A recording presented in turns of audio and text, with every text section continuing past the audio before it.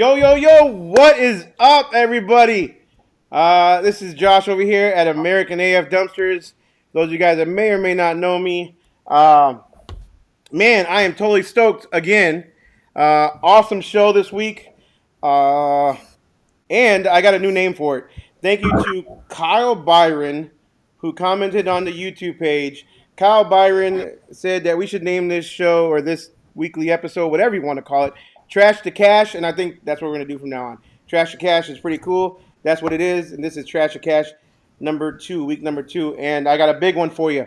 So, for those of you guys that know or don't know, obviously the dumpster business is kind of it's taken off on YouTube. There's been videos and YouTubers out there way before me who have done a heck of a job and much better than I have.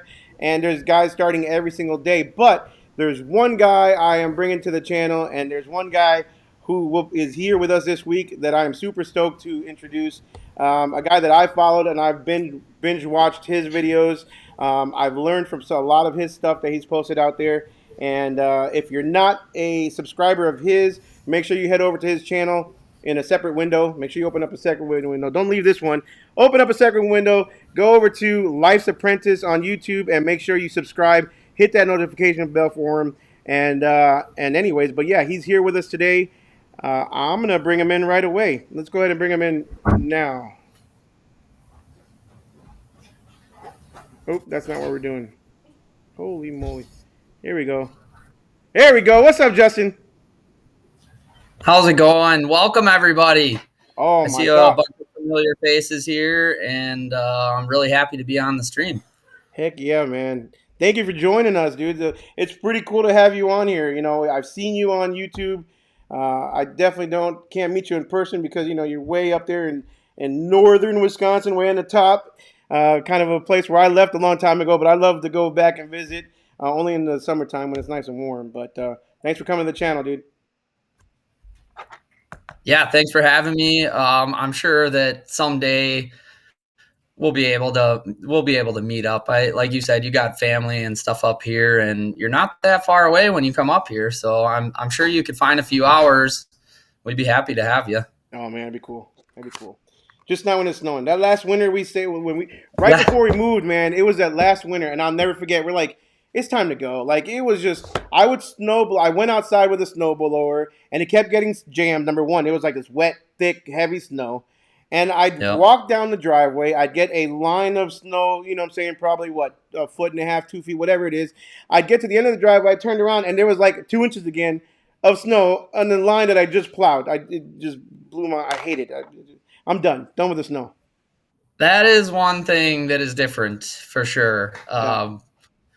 I've lived in the Midwest my whole life, so it's normal to me. And I hate the heat, but here we don't get the heat. We just have the humidity. Like today was like 90 degrees and 80% humidity. And now we're supposed to have some crazy tornado Midwest hurricane thing coming through. I don't know what in the heck they called it, but yeah, the humidity is bad up here, but I can't handle the heat. I like it when it's 30. 30? No. I watched your video the other day when you talked about how you used to be a paper boy, and I'll never forget. I was a paper boy too. I never mentioned it. I was a paper boy for a little bit, and in the wintertime, I'll never forget it. It was so cold that if you moved your chin a certain way, I would get a cramp in my chin, and it would you'd have to massage it because it was frozen. Anyways, that might be a little too much information for anybody watching, but it was just insane. If it was cold enough up here, your beard would be so full of icicles, it'd probably break your neck. No, not doing it. I'd have to save it all off. No, not doing it. Anyways, we got some awesome comments already coming through. Again, this is so cool. We're live on Facebook in the Facebook Dumpster Rentals 101 group, and we're live on YouTube. So we're live 2 different places at one time. Something totally unique that I haven't seen done before, and I think it's really cool. But we got some comments. Guys, make sure that you have any questions, comments, or anything for Justin or myself. Throw it in the comments below. We are seeing them, and we are saving a lot of the comments for towards the end of the video to make sure that we can get to all you guys by the end of the video. So With that being said, Justin, I want to talk to you a little bit about your last video that you posted, man. You posted, well, one of your last videos. I'm not sure if your last one, but you posted a little bit about your history, your life, and you mentioned in there how, I believe you mentioned in there how you purchased Greenhead, right, from a guy that you knew in the construction business, and you started how long ago did you start construction business? First of all. I started the construction business not legitimately, but kind of on the side in about 2009, and in about 2010, mid like summertime, about this time in 2010, I quit my job and I went full time with it. Okay. Okay. So basically, I guess my first question is going to be, I've ran multiple businesses over the years. I haven't purchased one yet, but my biggest question is like, how do you feel? What do you think the biggest difference is from building a business from day one to purchasing one that may be somewhat, I don't know how established it was, but I know it's established somewhat, to purchasing one? Would you recommend it to somebody that's looking, that has the cash and maybe want to buy an existing business, or would you recommend that they start from scratch? What would you say to somebody who has the money or possibly has the financing available and not sure which one to do? Well, the reason that I had the ability and the money, I guess, to buy Greenhead at the time, if I had not, if I had never worked for myself or didn't have like a business background and kind of have some knowledge as far as running a business, buying an existing business, in most cases, you wouldn't be able to come up with the information or like the business plan to go to a bank and ask them for a loan, just because of the lack of experience and stuff like that. Sorry. So I think starting one from scratch is the best way to go about it. If you've never been an entrepreneur, I think it's less risky that way. Okay. And I also think that I could have done it myself, but the way that I went about it, it took a little bit more time than I wanted. But the way that I went about it, I got a little bit of a head start over somebody who would have been starting from scratch. But at the same time, I was taking on more risk, Sure. and I knew that when I did it. Sure. It's almost like buying a used car, right? Sometimes you get a really good deal, and then other times, I mean, it looks really good and shiny on the outside, but also when you get into it, it might have some mechanical issues and all kinds of stuff. So you really don't know. Same as a business. It may look good on the outside, but a lot of times you don't know how the business is ran inside. You don't know if the taxes are paid properly, or it has outstanding debt that you were never aware of. Did you go through an attorney to do that and help you make sure there was no hidden issues? That was the first thing I did, is go to a lawyer. And there was, I don't think the owner, I was good friends with him for many years. I don't think he's watching, and I don't mean anything like negative by this, but there was a lot of problems in the business. It was not being run efficiently. The guy who started this business started as a hobby or a side hustle, which I get the questions, you get them all the time. It was a side hustle, a hobby that turned into a business, and he didn't really want that. Okay. So there was a lot of neglect in this business. It was fairly easy to grow just because the demand was there. It just wasn't being met. And I think there's a lot of people that are maybe starting in this business and having that effect, or maybe the opposite. But it really, and I've said this on my videos so many times, this business is a marketing game. That's all it is. That's all it is a marketing game. I think that's the biggest question I get. I'm not sure about you, but like, yeah, I get it all the time, and it's a lot of people that may not have watched our videos, even though we've answered probably several times on how we do it. But Yeah. how do you market? What's the best way to market? I just bought a dumpster last week, and I've only gotten one phone call, and I've gotten I I'd say haven't if you moved bought it. a dumpster last week and already got a phone call, you're doing good. That's right, right? I mean, exactly, exactly. Yeah. So, but Yeah. that's our biggest question we get. So, real quick, I'm not going to touch on that much, but give me your quick spiel, on what you think would be the best advice for somebody just starting in, and how should they market. Um, Depending on your experience level, obviously, I feel like a lot of the people are kind of new to this, maybe don't have any experience marketing. And I had, and I think you did, had this leg up when we started, or, in my case, bought the dumpster business, that we had marketed other businesses. So we kind of knew where to start, and we kind of had, I'm sure you've made some mistakes, I've made some mistakes, and we've had successes along the way. So we kind of knew how to navigate that at first. And we've talked about how you market your business and how I market my business. And we aren't doing the same thing at all. No. Like what you're doing for marketing is I've never tried. And what I'm doing for marketing, I don't know that you've never tried, but you're not doing. I've wanted to make a video about this, but there's so many ways to do it. And it's just really hard to explain to people. I would say when you're first starting, the first thing you need to do is go and get go to all the free sites and get a profile set up for your business. Bing, Yahoo, Google, Facebook, Twitter, whatever. Get yourself out there free first in as many places as you possibly can. I prefer the pay-per-lead services like Hometown Dumpster Rental. I actually hired a local guy who does basically something similar to Hometown Dumpster Rental. He does search engine optimization. I pay him for results. And then you do, the Google ads and the Facebook ads and stuff like that, which I'm not familiar with. But my thought is, if you're starting and you're struggling, whether you have one dumpster or 10, try 3 or 4 different things for a week or 2. See which one works, dial in on which one, maybe 2 of the 3 work, dial in on those 2 and figure out, that happy medium, which one works for you. And I guess every market's different and every person's different. I'm a little bit more old school with my marketing. I'm still in the phone book. My roofing company, like one of my number one, I swear to God. Now I live in Wisconsin. And use that another time. You're still in the. First of all, it's surprising you guys still have a phone book, but you're still in the phone book. I haven't seen one in years. It is my best advertisement in Wisconsin. That's awesome. I'm in a rural area. Yep. So, but it gets me the customers that I want. It's older people that own their houses and have money. Bingo. And when I'm roofing a house, that's the person I want to connect with. It still really works for me, but that's crazy. Even my parents tell me I'm stupid. And they're like freaking 65, like. That's insane. So, yeah. So look, I think what you hit on the head right there, all of it, number one, it's all good, but you literally hit on the head that each market is different, right? So I know Yelp is really big on the West Coast, right? Like California, all that stuff. Yelp is huge over there. Yelp is everywhere, right? But at the end of the day, like, people don't even go to a restaurant. They don't, buy a pair of shoes or a pair of socks before they go on Yelp, I think, over there. I may be talking a little too much, exaggerating. If you guys are from California, let me know. But I think Yelp is huge over there.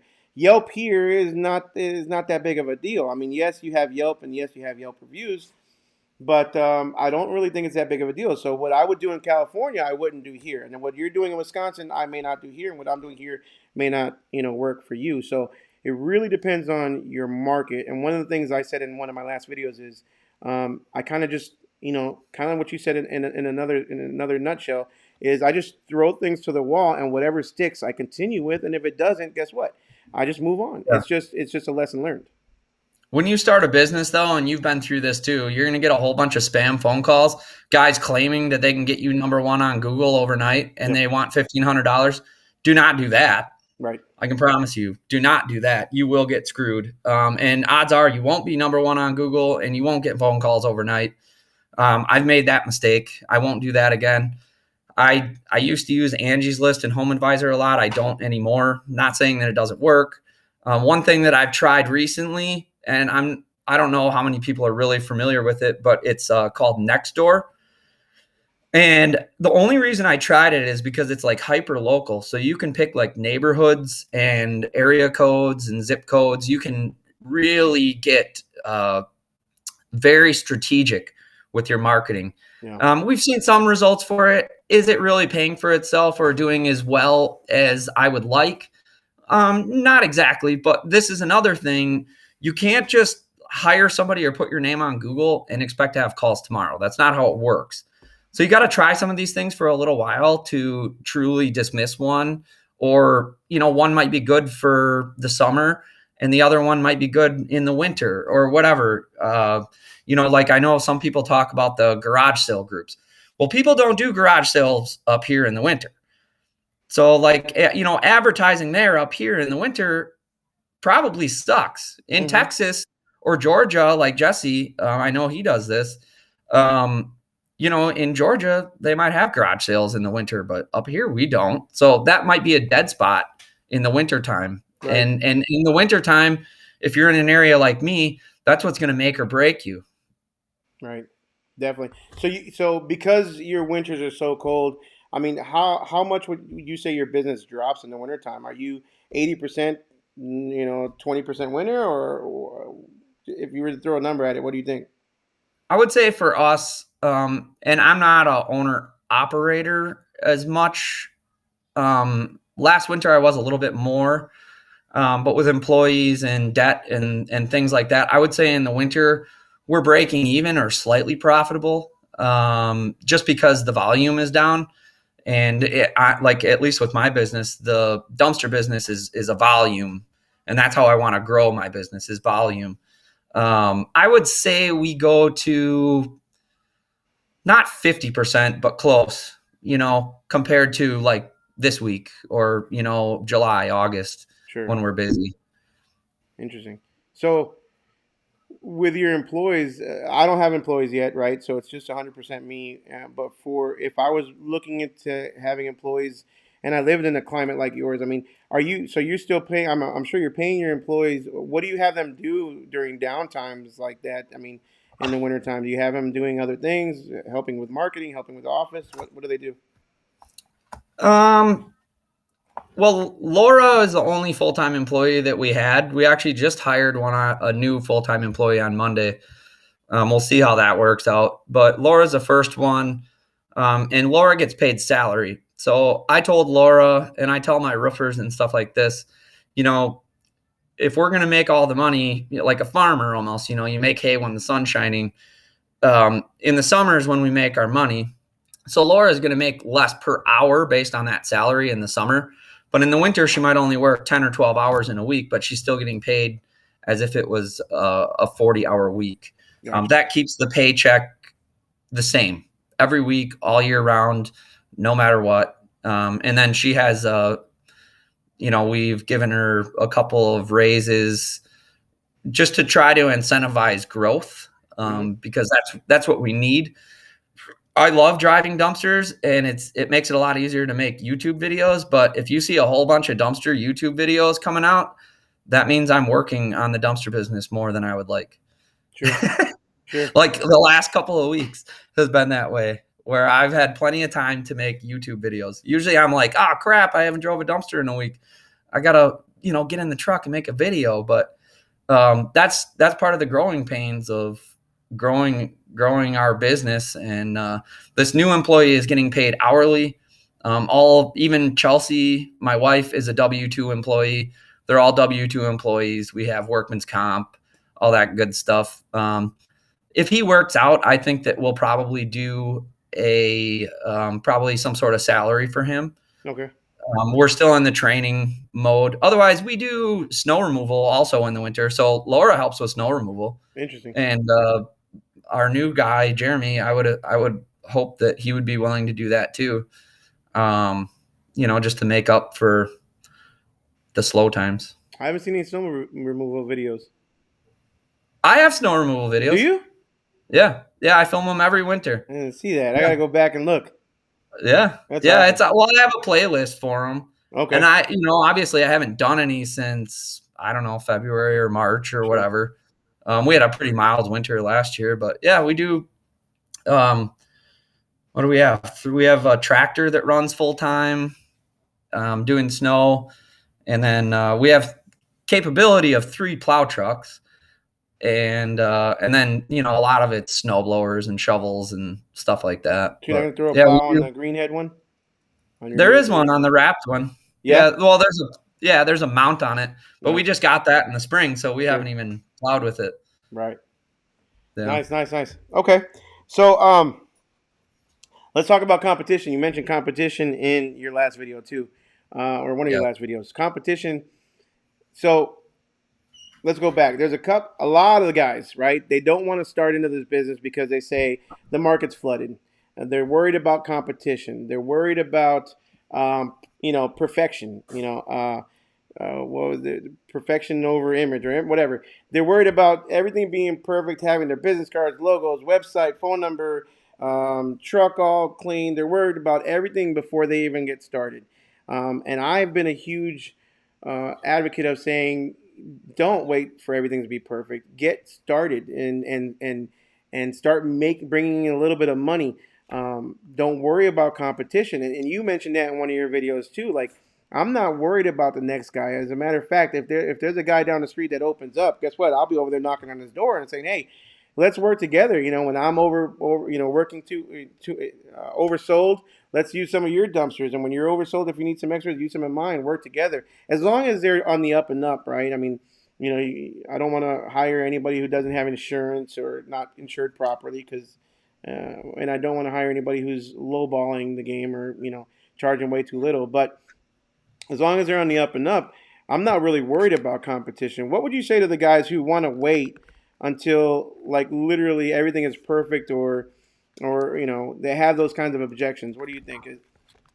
Well, I think that's a good way to go about starting a business to a certain extent. As far as getting everything right is important, but overanalyzing is a whole nother story. I'm the kind of guy who just jumps in. I don't even look; I just jump and figure it out. Now, some people, analyze things a little bit differently than me, which I don't think is wrong, but I think a lot of people overanalyze it and just think too much about it and kind of talk themselves out of it. And I think that's wrong. Sure. And if you're going to do that before you even start the business, imagine what you're going to be thinking about after you start the business, and it doesn't go exactly the way that you were planning it to go. Which business that's not how business works. Right. So somebody who's maybe overanalyzing it or overthinking it should, in my opinion, just being real, I maybe rethink it. That could be a recipe for disaster, I think. Yeah. Do you agree? Definitely. I don't like. I've been one. You know, before I spend a boatload of money, I'm usually very careful with spending money. Right. Yeah. If I have to Right. invest a lot of money, I'm gonna research as much as I can about an industry or whatever I'm buying, the product it may be. Right. But on the other hand, if I know that worst case scenario, I can at least get my money back. Right. Where I'm not Yeah. losing money, I'm not risking.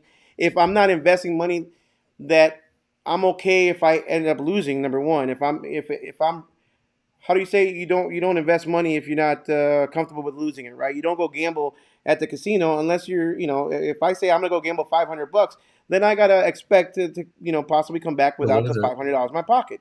Same thing with Right. business. I mean, when I got into this business, I bought a cargo trailer, right, and that's how I started. But I ended up Right. selling my cargo trailer for more than what I ended up buying it from, including tax, right? Yeah. Because of obviously Yeah. the trailers went up. After But you had rented it. after I'd made money with it, plenty of money with it. Yeah. Um, Yeah. so I was okay investing money, knowing that at the end of the day, I would still get my money back if, worst case scenario, the business failed or the experiment or the project of mine had failed, right? Um, that's how the way I looked at it. But I didn't sit there and I didn't go buy a 30,000. There's other guys that come and they say, "Well, I'm gonna buy. They're brand new to the business. I'm gonna buy a $30,000 package, and I'm gonna buy another 10 dumpsters on top of that." Dude, you got some serious cojones if you're gonna spend that kind of money, and and Yeah. and not even know if you're gonna have the business, and not even have the phone ringing beforehand. So You better there's know how to market your business if you're going to do something like that. exactly But there's I you agree know with the way that you went about it, but you did all the research, you analyzed and crunched the numbers, but you pulled the trigger right, and did it. right, So thinking about it for a month or two and then pulling the trigger and doing it and figuring it out, which is how most people learn, is the way to go about it. But overanalyzing it and second guessing yourself is that's not good. I that's mean, I never second guess myself, in business. And to admit when you're wrong, and you have to admit when you are maybe not good at certain things, but you have to have that confidence. Otherwise, you're really going to hurt yourself. Sure. You second guess yourself, which is, I'm not saying I've never done it, but you have to have that confidence about you to just be able to make things work and do it. And I think that's like just a good sign of a good entrepreneur. Sure. You take both of our histories put together, right? Both of our, both of our videos that we talked about what we've done in the past, and business has always been, to me, has always been a lot like learning how to, like my son learning how to ride a bike. He's 9, and I'm still, he's working on it. We're getting there. But learning how to ride a bike or tie your shoe, or learning how to walk. You're gonna Yeah. fall, and you're gonna fall flat on your face, and sometimes you're gonna lose money, and Yeah. sometimes, hopefully not too much, but sometimes you're gonna fail, and sometimes you're gonna succeed. But you never know you're gonna succeed until you take that first step. You never know you're gonna become, whatever you're meant to become, unless, and all you're gonna live with is complete regret. You know what I'm saying? Because you didn't do what you wanted to do, or you didn't do what you felt you should have done. So I'm kind of talking in circles, but I hope my I have points come friends across. I have friends like that. And I'm not gonna be specific, and I'm not gonna. I'm just saying I have friends like that I've been listening to since high school that have been saying, "Oh, I'm going to do this and I'm going to do that," and they never did. Yeah. Um, and they have good jobs and families, and their own houses. And not saying they've failed by any means, but when I started my business, I mean, I just pulled the trigger, and my life was not. I quit a really good job to do that. My life was not better after I started my business Right. for probably 2 or 3 years. I was making less money with more stress, um, but it was the greatest decision I've ever made. It just took me years to realize that gain Hmm. that I had made. Um, and I hear a lot of people say that when you start this business, you can just kind of do whatever you want. Well, that's also not true. You can't just name your own hours, especially in the dumpster or the roofing business. You can't really do that. You're in a service industry, so you have to service the customer when they want the service. Right. So if you're going to do that, understand that you're going to be leaving money on the table. Hmm. Exactly. Let's talk about that a little bit. That's kind of an interesting topic, right? Um, how do you schedule your dumpsters, right? So if somebody were to call you today and they say, I want an 8 a.m. drop off, are you able to move things around and make that 8 a.m. possible? Do you charge extra for a specific time frame? Do you give them a window like AT&T does when they come and put, internet phones in your house or whatever? What exactly do you do? Can you make things like that happen, or do you charge extra, or do you just tell them we do a window? We never charge extra for like a certain time. As far as scheduling goes, we try to find out what they want, first of all, if that's flexible, and then we try to work that into our existing schedule. Usually we can make it work. Um, the advantage that we have is having two drivers. Sure. So if one's doing something at 8, the other one might not be doing something at 8. So we have a little bit of flexibility there. As far as pickups, we don't usually give definite times for pickups. We'll say we'll pick it up tomorrow morning or tomorrow afternoon. So then you're giving them kind of the window. We find that most of our customers, in general, they're fairly flexible Right. within an hour or two, right? So usually that hour or two is enough window for us to make it happen. Okay. See, with me, it's kind of hard to. Well, I'm sure a lot of guys too that are doing it as a side hustle, or that have other businesses, and it's just one person. It's really hard for me to tell a customer, I'll be able to be there at 8 a.m. Number one, traffic in DFW sucks, so it just really depends Yeah. on where I'm going. But two, I mean, sometimes I'm working with a breakdown of a limo or a bus or an issue, and I'm pulled away. Other times, so it's really hard. So I started doing like a 2 hour window. Then I went to a 4 hour window, and most customers are okay with that. And then now I've kind of gone to I'll get it delivered between 8 a.m. and 5 p.m. sometime between that business day. If they have a Yeah. specific time they want it dropped off, then I suggest that we drop it off the day before or something like that. But usually, like you said, they're pretty flexible, and you can kind of work with a customer to kind of work it out. Most of them are understanding. So, And that's most of the time. I mean, if somebody wants a dumpster at 7 a.m., then they're going to get it at 7 a.m. Our driver's going to leave at, if it's 15 minutes away, they're going to leave at 6:40 and be there at 6:55 waiting for you. sure.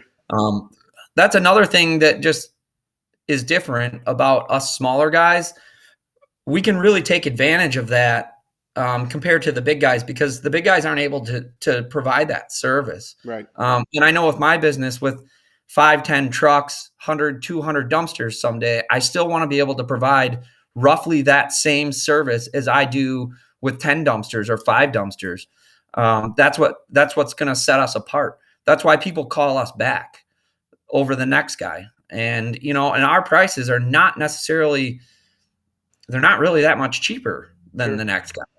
The next guy has the overage hidden fees and stuff like that, which that's a whole nother story that we may end up getting into once we're at, a larger scale.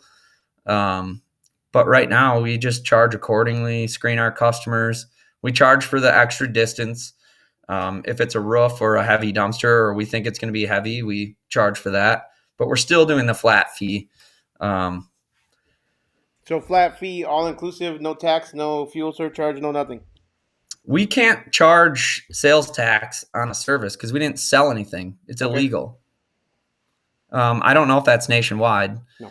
but you can't put sales tax on a rental because you didn't sell them anything. You rented them something. So that's illegal.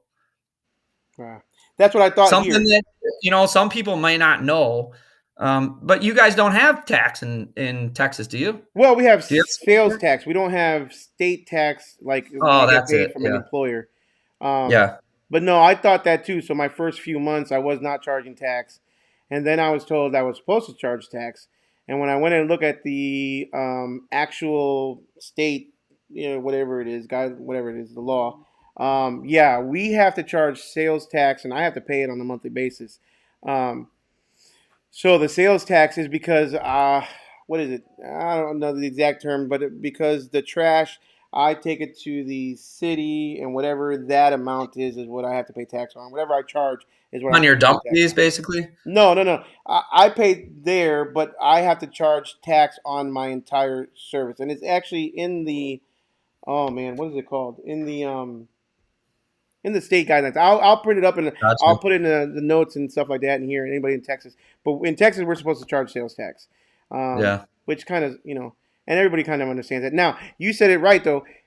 A service, Texas does not consider dumpster rentals a service. The limo industry, and again I talk as because I do both. In my limo business, I do not charge sales tax because we are a complete service. Yeah. I think it's just because it has to do with trash and we have to pay somebody else to throw it away. I don't know the exact details. I'll link it Yeah. in the descriptions, but yeah, it's each state is different, so you got to make sure that your state. I do charge a fuel surcharge too, though, to help Yeah. with gas because gas is expensive. Well, and we charge 5.5% for credit cards. Okay. So on top of it, we get charged 2.5%, but we make a little bit of profit on that Oh, because nice. we got to deal with, the software and, the Square device and it's a little bit more of a hassle sometimes. Sure. Just doing the credit card. Um, but yeah, sales tax, we don't get charged sales tax for our business. And our state's actually got really high taxes. Uh, our sales tax in our county is 5.5%, which is above the national average, to my knowledge. It's fairly high, not the highest, but it's fairly high. 8.6 over here. Well, it depends on what county you're in, Is it? but but because again we have no state tax, no I was gonna state say, taxes. yeah, money comes from somewhere. Yeah, Exactly. yeah, Exactly. yeah. So, anyways, another question I wanted to ask, and then we're gonna get into comments. So, guys, make sure in the comments below, you guys, ask away. We're here. We're an open book, and as much as we can say or we can answer, we would definitely will. Um, End goal exit strategy, is that important for a business owner to have? If so, and if you want to talk about yours, what do you think your end goal or exit strategy is? If you have one yet, what are you looking to do? Well, this one's going to ruffle some feathers. No. Um, maybe even yours a little bit. And I don't mean anything by this, negatively, but if you get into the dumpster business and your end goal exit strategy is to sell, which probably should be, you have to have standard rail set up, period. No big guy's going to buy you out if you don't have standard rail. The next thing that's really important for me is, and I say this loosely, but I want to create a household name. Okay. I don't mean that I want every single person to know about me, but if you went into a room and asked 10 people in my town where to get a dumpster from, I want one or two of them to know who I am. I think that's really important. The branding side and marketing is not the same as branding, but it's similar. But branding is more or less just people knowing of you. They don't have to look on Google to know about you. They have seen your truck. They've seen your dumpsters at their neighbors. They still might have to look you up, but when they look you up, they say, "Oh, that's the guy." Mm-hmm. That's really important for me. And my exit strategy is, ultimately to sell my business someday. I just want to make sure that I create, and it's going to cost me more to do it this way than other ways, but I want to make sure that I've created something that somebody really wants to buy. Somebody's really excited to buy it.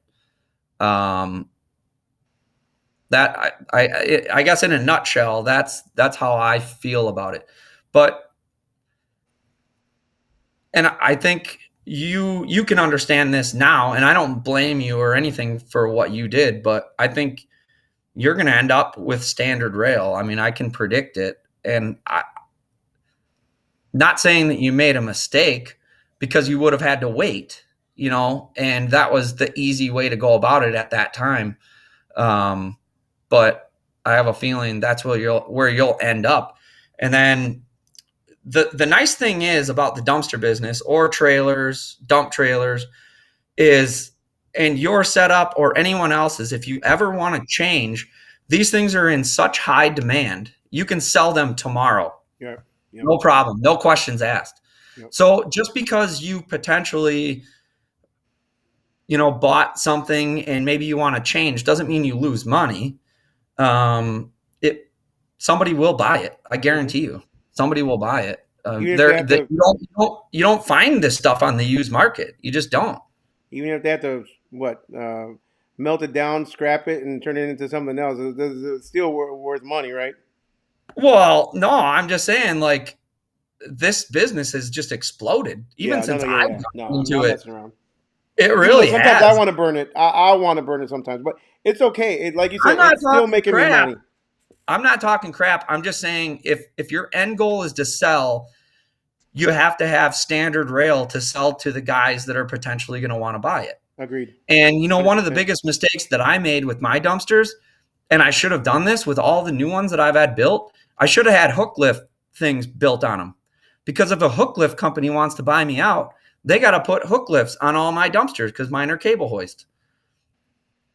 It would have been so much easier to do that when I had them built than after the fact. And it makes it more enticing to, say, a bigger company who has, hook lift trucks and they have cable hoist trucks. Well, if it's universal, then, any truck or, trailer, even my trailer, could pick them up, whoever you want. Sure. I wouldn't stress about that too bad. I mean, if you get bought out by a big company, I would imagine, hopefully, that the bigger company would have some sort of in-house welders or in-house, fab guys that can go and change it out. So I wouldn't stress about that too much. I think you and I talked a little bit about that one time before, and I thought about it. I'm like, the big guys, if they want to buy you out, I don't think that'll be a determining factor, or will turn them away or something. Not necessarily, but it would have been easier to do it the first time. Sure. When I had them built. But it costs you more money, though, right? How much extra does it cost? Yeah. I don't know. I never priced it, honestly. Probably a few $100, maybe $500 tops. But you're talking, if I wanted to get a hook lift truck, sure, I'm screwed for myself. Yeah. So that's one thing that I wish I would have done. And just things you learn. But yeah, that's how I feel about it. And I ruffle some feathers with that kind of stuff, but that's just how I feel about it. Now I've admitted it myself. Like I've suggested that's what I'm doing. I'm suggesting when people ask me what type of trailer or which one, I'm not giving a brand because I can't. It's very hard for me to say, oh, I recommend Nedlands because I've never owned one. Yeah, Heck, yeah, I've never even seen a Nedlands in person, to be honest with you. right. But I can say that I agree 100%. Like if I were to start all over again, I've made mistakes. I started out with a cargo trailer. I started out with a mesh wired cargo. That was my second trailer, a mesh wired cargo trailer. And if you Yeah, see my second video, I think in my YouTube channel, I rented it out to some lady who filled it with dirt, from yeah, floor to, and I'm like, oh, dirt's not that it can't weigh that much, it's not that bad. Heck, yeah. if I knew dirt weighed so much. So, Well, we're constantly learning. I mean, if we're not, Um, we're dying, right? yeah, So, constantly learning, and I'm still learning too. I want to get into the roll off trucks. I think if you have the money and you can just start a business like this, with cash, or you have money from the bank, don't even start with a trailer. Honestly, hmm, if you have access to drivers and CDLs, don't even start with a trailer. It adds a whole new complexity to this business, and we've learned it training employees. You can't just, like, if you have a roll off truck, you just back straight up to the dumpster, easy peasy. Well, you add a trailer in the right scenario, and it just, I mean, you know what I'm talking about. It's not easy. no, no, No, no, and you think you got it and you've done it 100 times, and then it falls off the rails or whatever because it's some random scenario. I feel like a roll-off truck just avoids all of that. But then you need a CDL, in most cases. So that also adds a level of complexity. And we're all just doing what we can to get into the business. I'm no different. I bought an existing setup. That was the equipment that I had. Had it been, a Max D, or I can't remember the name of yours, but had my business that I bought came with that, I would have had that until I knew better, or I would have made that work. I think the hardest thing for a lot of people is once they decide to start, is they sorry, that comment just sorry, I just threw popped you up off on on the that one. My screen bad. and messed me up. When people start, they get really excited, and they don't want to wait. And there's nothing wrong with that. But I think people maybe make decisions maybe a little bit too sooner than they should. So somebody says I'm not getting names for some reason on my Facebook group, I'm but not either.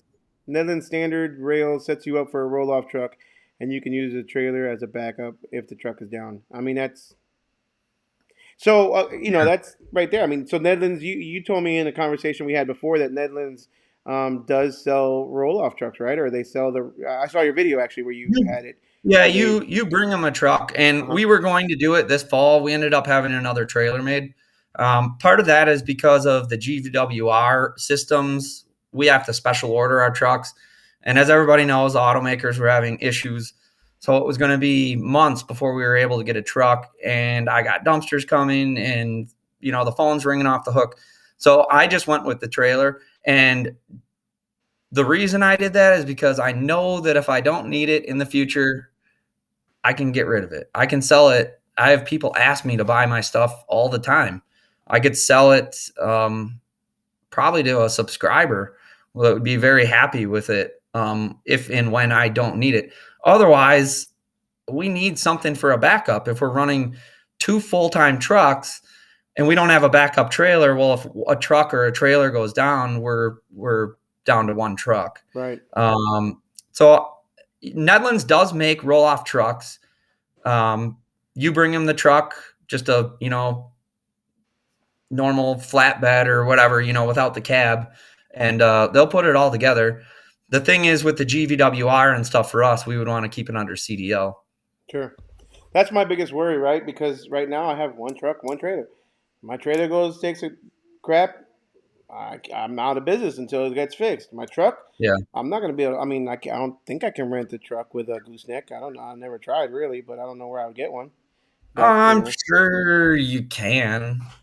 I mean, I don't know. I'm But sure it's you just can somewhere, but we gotta have that's something backups. that always Gotta have weighs in backups. my mind too. I mean, if I'm on a roofing job and I have, rains coming and I have two shinglers and a nail gun breaks down, well, I have one shingler, Right. right? So it's kind of the same thing. I learned over the years, just when the worst things shouldn't happen is when they happen. Right. It'll be the busiest week of your year, and that's when something will break. Not when you're slow. Yeah. Never happens when you're slow. No. No. All right. So Yeah. I'm gonna start. We're gonna start taking some questions, guys. So make sure you comment below, and we'll do our best to answer them. If you had 30,000 from Tom Spalding, if you had 30,000 to start a dumpster rental business, knowing that you know what you know now, what would you do differently? We already know what I would do differently. Let's quit. Let's quit beating a dead horse. I would not buy a uh, a non-standard rail trailer. So by standard rail, for those of you guys who are watching that don't understand or not, not exactly familiar what we're talking about with standard rail versus non-standard rail. In the industry, there are, and correct me if I'm wrong, again, I'm still new to this too, but there are a lot of the dumpster companies have standard rail, which means that a dumpster that is retrofitted for standard rails can be picked up by most dump roll off trucks and roll off trailers that have that same size. Um, when you have companies like the trailer that I have, the roll off trailer that I have, which is Lone Star, or Texas Pride, or Max D, or PJ, those guys build their trailers, but they build them specifically so that they can sell their own dumpsters, and you can't go somewhere else. They have what do you call it? Like not a monopoly, but just I don't know what the word is, but you can only buy their dumpster that fits their trailer. So standard rail, you got companies like Nedlands, ProDump. ProDump is that one? Protainer, I think it is something ProTanner. like that. What other Yeah, ones are there? I'm There's like surprised. several. I'm surprised Dana isn't here. Dana Hassan. He would tell you because I think he has one standard rail one built out by him. He really likes it.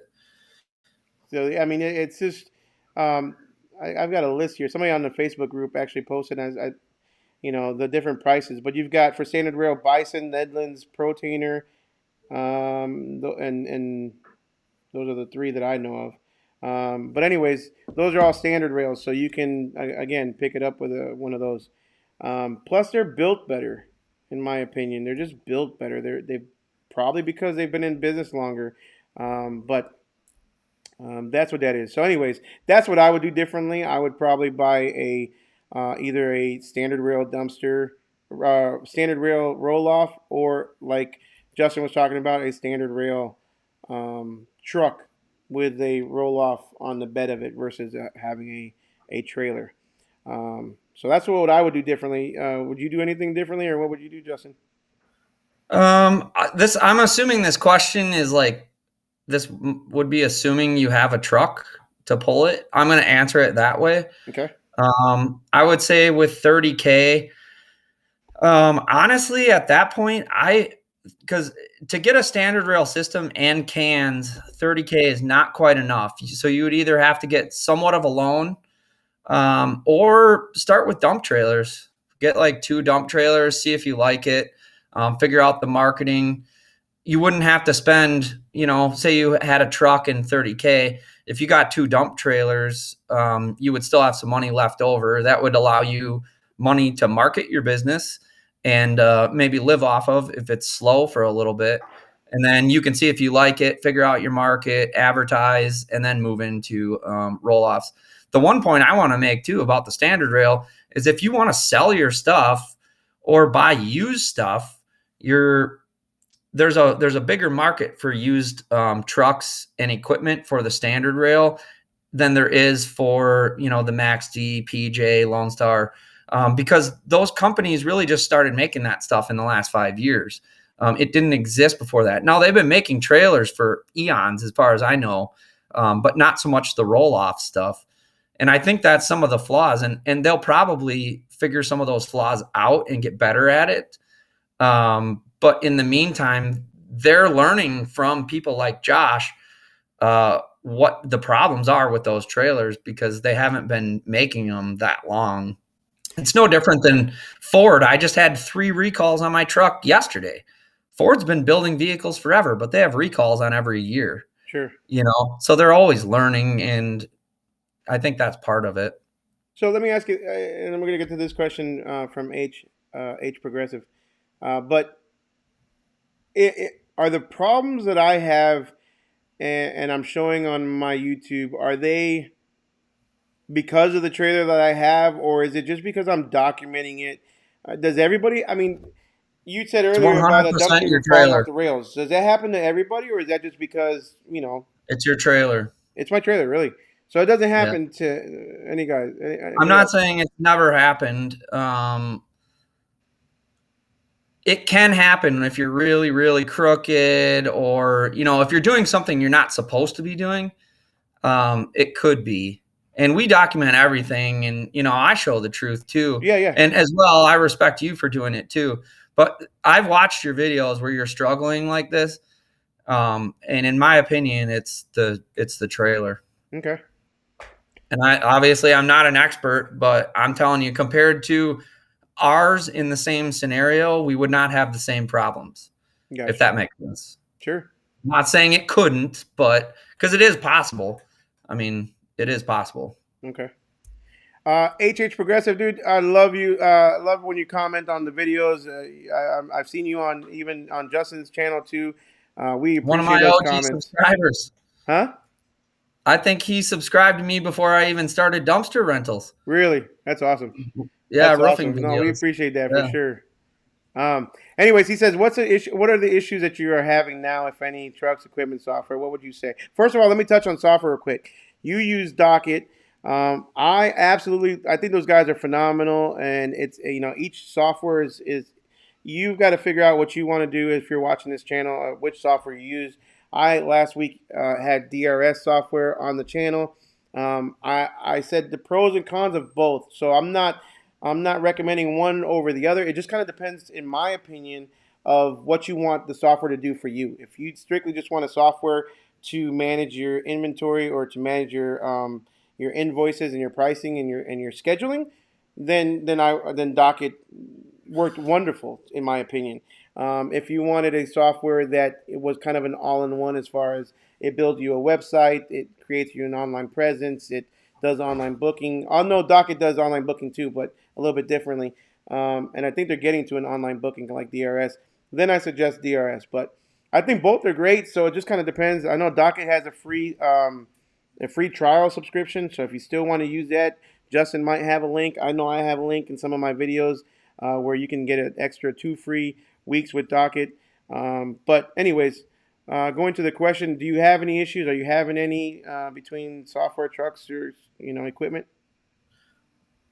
Trucks are running good. I just had my F-250, which you don't see in the dumpster videos. I was getting the Ford Death Wobble. It's a 2019 250. I just had some recalls on that. Got an oil change, tire rotation, but that's not a dumpster truck. But that one's been scaring the crap out of me on the highway with the Death Wobble. Really? Look that up. 2019, you said? Internet. Yeah, 2019 F-250. They had a recall on some parts. Wow. But as far as like the new truck, we've had no issues whatsoever. I think it has about 22,000 miles on it. And that's since May or June. I can't remember. The diesel, we had some issues earlier this year. Those got fixed under warranty. And the trailers have been running great, other than normal stuff. Tim had a hydraulic line blow. It was at our yard in the gravel, not in somebody's driveway, thank God. But just normal stuff. I mean, Those are probably our original hydraulic lines. They're 5 years old, running through salt and snow, and fitting gave out. As far as Docket goes, we did a DRS. This was almost 18 months ago now. We did a DRS, 18 months ago, looked into it. And Jeremy Isn't that his name? Yep. Yeah, Jeremy. He actually walked us through it live, like what we're doing right now, and we found Docket. We made our decision. Docket was cheaper. It seemed like it accomplished what we needed at the time, and so far it still seems to do that. So I have no experience either way. I'm not sponsored by anybody on YouTube other than myself. I'm not sponsored by anybody. Well, I'm Yeah. not sponsored. So I'll take a you know, sponsorship though. If anybody's watching yeah, wants to I sponsor will Justin too. or I mean, if it's the right person, but I gotta use them, and I'm not just gonna. I get emails in my like YouTube email like, you want to? We'll give you $200 to feature a back massager, and it's like, yeah, no. I'm not I would doing pay that. $200 to see you do some back massaging modeling, Justin. That's great. Yeah, I know. I would lose all my credit. You know. What do we got here? Myself just starting in February from Redline Dumpsters. Just starting in February. Wish I had Yeah. done upgrades on the trailer, such as the electric tarp, electric jacks. It saves the time and money. Time equals money. Yeah. You can still do that though. Yeah. I mean, that was another thing is the equipment thing. We had one of our motors on our electric tarpers go out. It's just one of those things. You can't really prevent it. You can't predict it.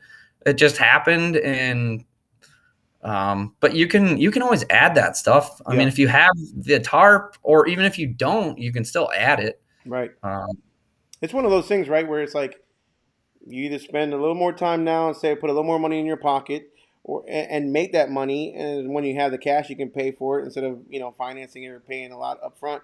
But with me, yeah, like when I had the dump trailers or the cargo trailer, hand tarping with the ball bungees was just, I mean, that would take twice as long as it took just to hook up the trailer.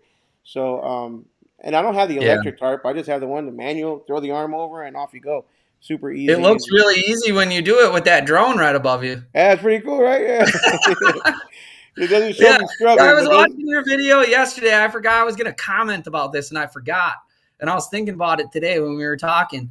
You had that drone above your dumpster, and there's a big ass TV sticking right there. I was like, that's like a perfect TV detection system. That drone. There you go. Yeah, it is. It really is, man.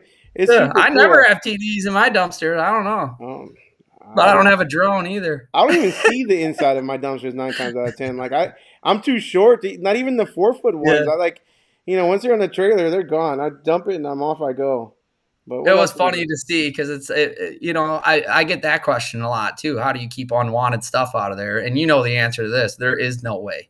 Yeah, no. They're going to do what the hell they want. You can tell them up and down 10 different times that they're going to do what they want. Yeah, and if they put it on a 20-yard dumpster, or even the 15, the smaller ones, and they put it on the bottom, and they throw all the stuff on top, there's no way we're going to find that out. No, you won't see it until it's laying on the floor. Yeah.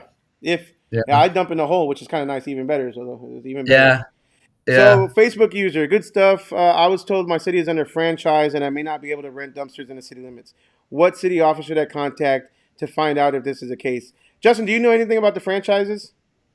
I've heard about it from like people from YouTube. Weren't you dealing with this? You couldn't set roll-offs and stuff like that? How'd you get around it? I mean, obviously you got around it to a certain degree. Is it because you're doing it in a certain area or what? I mean, like all of my cities have a contract with Waste Management and, big companies like that. But it doesn't say that I cannot set a roll-off dumpster in somebody's driveway. They just have a contract that says they're going to pick up all the city waste or the county waste or whatever with their trucks. Sure. So I don't really understand how all that works. I know it's just a monopoly, but around here it's a huge monopoly. And what I was told when I started looking into it was it just depends on the city. So each individual city manages and has a contract. And around here, obviously, there's all these cities in the Metroplex that make up. So my office at my shop literally is on the freeway. So my office, I have freeway frontage. It's hard to say that. Try to say that 3 times fast. But and across the freeway is one dumpster company, one of the big ones, CWD, and on my side is Republic, or vice versa, one of the two. But anyways, I can't call the company that services across the freeway to switch dumpster companies. I have to use that dumpster company. It's the only dumpster company I can use. Now, when it comes to my roll offs, what I have found is it's better to ask forgiveness or for forgiveness and permission. Number one, the way I'm looking at it, and B, they don't enforce it. Nobody around here has enforced it. I have dropped off at the city hall. I rented to the city hall of a small town that has a franchise agreement with another dumpster company. I also rented a dumpster to the school ISD, the school district of another city. There is one city, Grand Prairie, in my area that they do not allow you to use their landfill whatsoever because it's a franchise, city, and they only allow the one dumpster company. So now, I hope this video doesn't come back and bite me, but again, I have been able to rent out in most of the cities. And then, worst case scenario, I do a lot outside the city limits. So, because again, we're in the country a lot in the counties, I rent probably I'd say 70% of my dumpsters are outside of the city limits. So, if that helps, depending on where you're at, call your city office, call the waste management company, and see what you can do. It's the only. Well, and I think what it is like, there is a monopoly in the trash business, and it's no different in my area. Waste Management owns like 5 or 6 different shell companies, and it's because the government comes at them and says, hey, you have a monopoly, so you can't own all this. And they are like, okay, well, they take their president or their CEO, and they're like, all right, you're president of this new company. Mm-hmm. And so then they just make 5 companies, and they're still a monopoly. It's just 5 different companies. Um, it's the same but different down by you, and the fact they're lobbying, our politicians to allow that, and our council and governors and mayors and stuff like that. And like you just said, the fact that you've dropped a dumpster at City Hall tells you that the people working at City Hall doesn't even know that this is a rule. Right.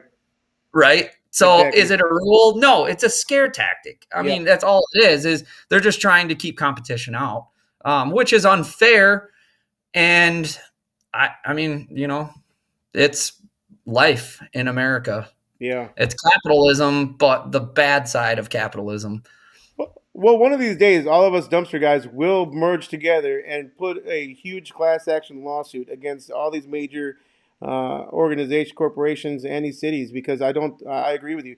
There's no way that a city should be able to tell me that I can't do business with a certain, we're doing an agreement with a certain company to drop a roll off dumpster on my driveway. Okay, don't want me Right. on the city street? That's fine. I won't put it on the city street. But this is my driveway. I own this land. You're telling me I can't do business with, Greenhead because you have a contract with somebody else? Shouldn't Well, and dictate what I do. honestly, worst case scenario, like if we want to be like, you know, legitimate about it, it's no different than like putting on a roof.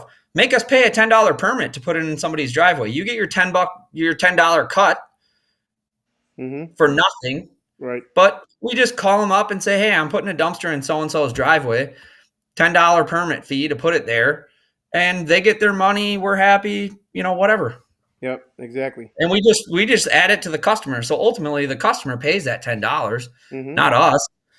And I mean, that's what's I guess the whole world's turning into that now, just permits and taxation. And Texas is the last place I would think something like that would be happening. California, I understand, Yeah. but seems like, I mean, it's a joke.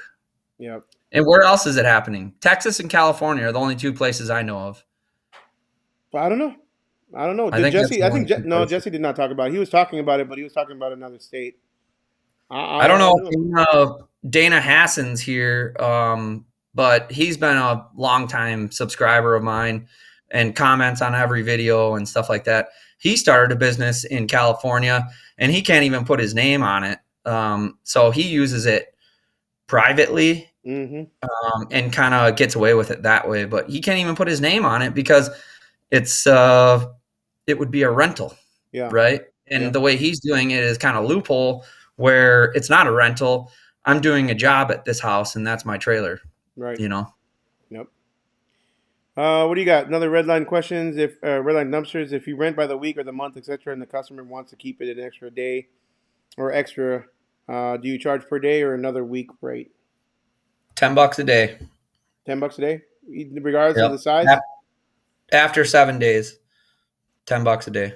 So 15, your smaller units and your 20 yards, same price. Yeah, it doesn't matter. Interesting. Yep, same for everybody. I don't want them. Well, okay, so let me go back. When I had the dump trailers, I would charge $50 a day because I wanted my dump trailer back. I wanted to make sure that I was able to flip it as fast as possible, and I didn't want to lose out on a two, three, $400 rental because the guy was going to keep it for an extra day. So it just really depends on how limited you are. If you have a bunch of dumpsters like Justin does, what are you up to? 25, 26? I have 28, and I'm hoping next week to get 12. I've been waiting since like March, but so that'll get me to 40. But like as far as I'm concerned, being an owner and I'm not necessarily driving a lot of the times, on a $400 dumpster, my business's net profit might be $100. Okay.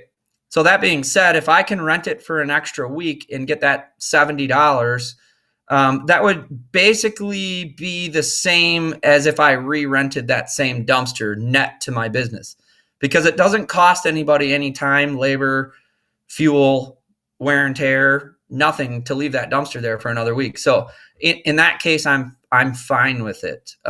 If I was in a case where I was short on dumpsters, then that would be a different story because it might affect you a little bit differently. Sure. But for me, it would be no different if I reset that dumpster, went and dumped it and reset it for somebody else. I'm only expecting to net $100 on that dumpster anyways. Now, my last video I posted, um, I went to go pick up the dumpster, and the guy waited to tell me that he wanted it an extra day until I went to go pick it up. So I did charge Yeah. him $150 dry run free. I'm having a hard time talking, and I haven't drank very much. This is soda. So, but a dry run fee. So, you think that's excessive? Do you think that's a going rate? What do you charge? And mind you, that's a 30-minute drive. Almost. Well, no, it's actually 30 minutes round trip would have been an hour. Yeah, like an hour at least. Yeah, Yeah. I watched the video. Honestly, we don't really have that happen very often. Yeah, they're And I usually know prepared. Docket sends texts.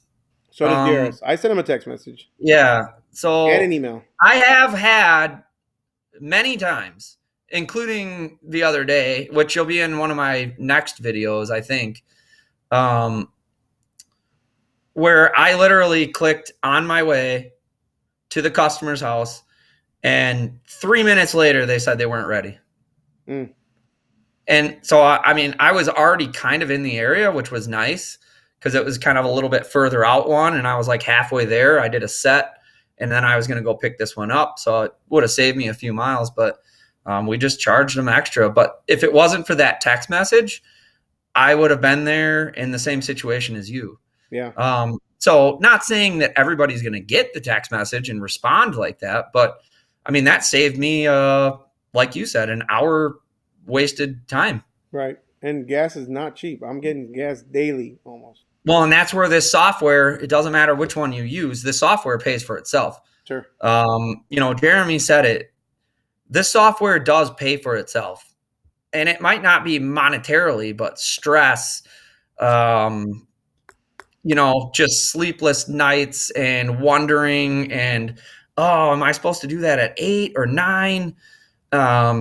The software, whichever one you use, makes it so much more just streamlined and easier. We wouldn't do it without software anymore. There's no way. No, because my notes you can barely read. Oh, you can't read it at all there because it's disappearing with my green screen. But you can't read my notes, and I definitely can't expect myself to remember things. So, or you're driving down a bumpy road, hand and driving with your knee and trying to write it down. Right. And it's. And especially now, like too, with employees, we that's our way to communicate to each other. That's how we work as a team, is because of the software, and just keeping track of all those dumpsters. Things just like a day just flies by, and you don't even remember what you did to start the day at the end of the day, and it just makes it so much easier. As far as that goes. 28 cans. My goal is to get to, what did I say? I believe it's, now I forgot myself, 20 or 25 cans by the end of the year, but I think I want to get to 20 cans by the end of the year for sure. Um, Yeah. my other five are coming in at the end of the week. That's what they're telling me. So they're in paint right now. Yeah. I'm hoping by Friday I should get them, if not early next week. But 28 cans. At what point? Well, I got two more questions, and we got to wrap up because it's already 9:15. At what point? And I thank you again, Justin, for all your time, dude. This is awesome. Dude, anytime, man. I love this stuff. I Well, do somebody it asked about for Jesse too. the I would people love that to are have Jesse on watching. the screen. Huh? Yeah. I do this for the people that are watching. I It's mean, I awesome. don't it's fun for me to do it. I've never really had a platform to, explain what I do, why I do it. And, this just gives me that opportunity. And the fact that almost 5,000 people are subscribed to me and people watch this is just amazing to me. And yeah, Yeah. when I first started, I never thought something like even where I am now is possible. Right. But I just am appreciative to the people that are taking our advice and learning from it and running with it.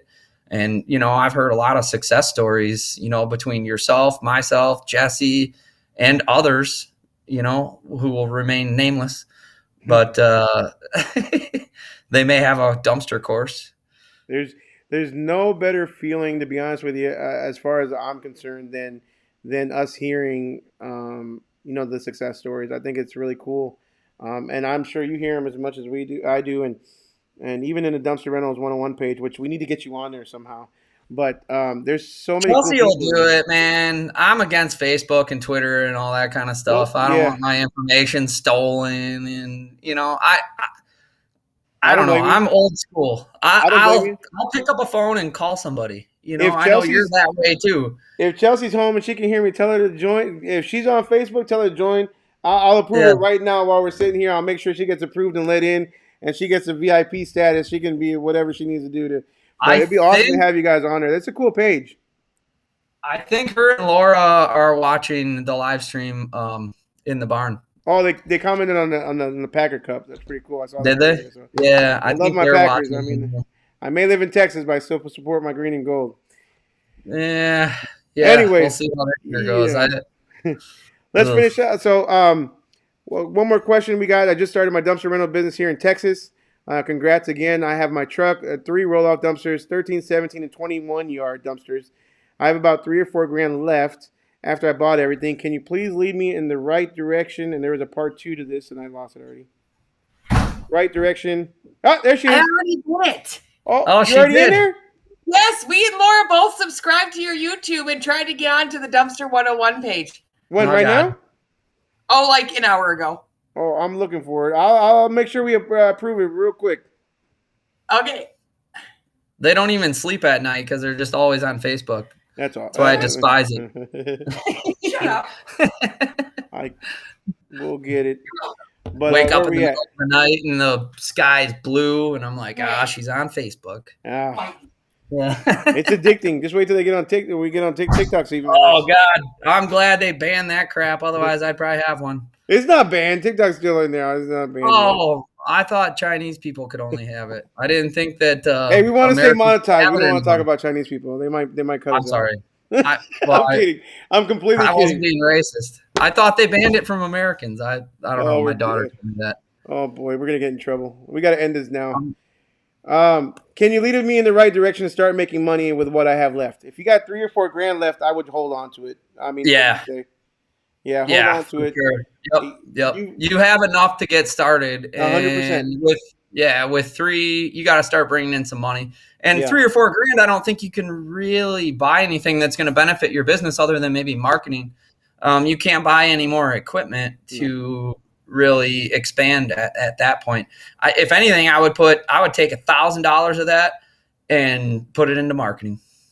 If Buy you're some having stickers? problems selling those, I would put that $1,000 into there and see what happens. Yeah. Buy Try some cheap 5 stickers. different things. Huh? Try 5 different things. Don't put all your eggs in one basket, Yeah. but try 5 different things. Put $1,000, not all of it, Yep. and just see what happens for sure. I would say find somebody local on Facebook Marketplace who owns like a vinyl cutter who can print you some phone numbers and a rent me sign, Yep. and they'll do it Or very cheaply on magnets. Facebook. Huh? Or magnets. I mean, just magnets alone, cheap, easy. You can put them on, take them off. Find somewhere to Something like park that. it. Go to Home Depot, park it there for the day, lock it up, or keep it on your truck. Park it where the contractors on the contractor's side. Make sure that they can see your company name, your dumpster, and your truck if you got it there, whatever. But park it there. If you don't have if you don't have any rentals, don't let it sit in your yard. Don't let it sit at your house. Go take it somewhere where they can see it. Park it on a parking lot where it's on a major highway. If you have a name on it, like Justin said, magnet, it doesn't matter. Rent me. Something. Take a Something is better than nothing. You have to exactly. put something on it. Otherwise, you're nobody. You're nobody. No one's gonna see a dumpster and be like, oh, maybe he'll rent it. No, you gotta have a sign on there, or just go to Walmart and buy one of those big posters and write "rent me" on it with your phone number on it and tape it on there while you got it parked on the side of the highway. It doesn't have to be pretty. It can be as ugly as it possible, but it'll get the job done, and I'm guarantee you it'll get you jobs eventually.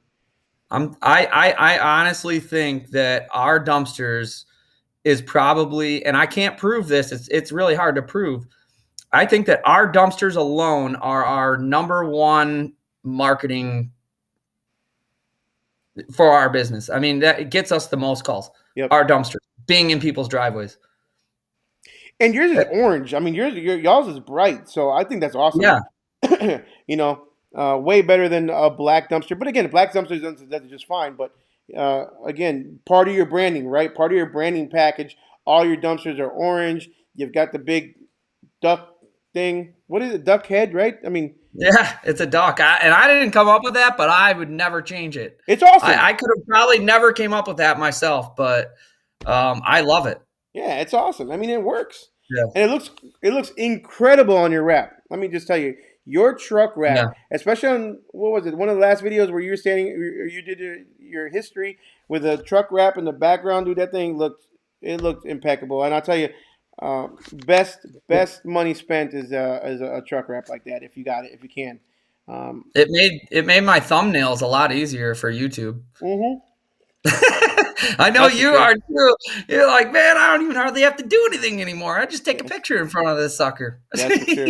Yeah, people love it, man. It looks great, dude. It looks great. And as far as like the dumpster color, if you're gonna pick a dumpster color, just try to pick something that's not like a neutral color or something that's like earth tones. You want to pick something like black is better than anything, unless you're in a blacktop parking lot, because nobody's house is black. Nobody's grass is black. The sky isn't black. Concrete isn't black. So it stands out, right? Mm-hmm. So just try to pick a color that, isn't going to blend in with its surroundings, whether that being, houses or trees or grass or, whatever. I would just try to pick something, different than that. And black's not a bad color. I think red, green, orange, yellow, you have a lot of options, even blue, unless you're next to Lake Michigan, nothing's really blue. Most houses aren't blue like that. I would try to, go towards those colors and something, generally a little darker. I wouldn't do like white or, something like that, but yeah. So the 5 I got on order are all red. I decided to go all red. I think it pops and it stands out. So, and nobody else is probably doing red by you. Not that I've seen. No, I'm sure there are some guys. I mean, DFW is huge, but but if you're the guy with the red dumpsters, like, we're the guy with the orange dumpsters. It differentiates you from other people, and that's where the branding comes in. Right? Is yes, you're marketing your business and you're American AF Dumpster Rentals, but people are gonna be like, the guy with the red cans. Yep. And that's where the branding comes in. But if you don't have all red cans and somebody sees a black one or whatever, people get confused. Or the was beard. it the guy? Yeah, was it the guy branding with the red cans or Yeah. So just try to keep it consistent and pick your lane and stay in it. Right. Branding takes forever. Branding takes, marketing takes long, but branding takes forever. Right. That's potentially a lifetime. All right. Well, we're gonna wrap it up. Justin, do you got any last words of wisdom? Just do it. I mean, if you guys are on the fence and thinking about it, just try it. I've got a lot of comments, of people wondering and wanting to do it. If you're serious about it, you have a good plan, you think you're in a good market, you've done the research, you have the money or the means to start. The worst can happen is, maybe you don't like it, but a dump trailer, it's going to hold its value. These dumpster trailers hold their value.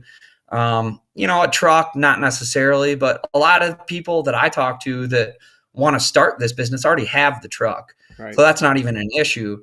I would say just start it. And when you go out there and start it, if you get desperate, do not lower your price. Like, market more.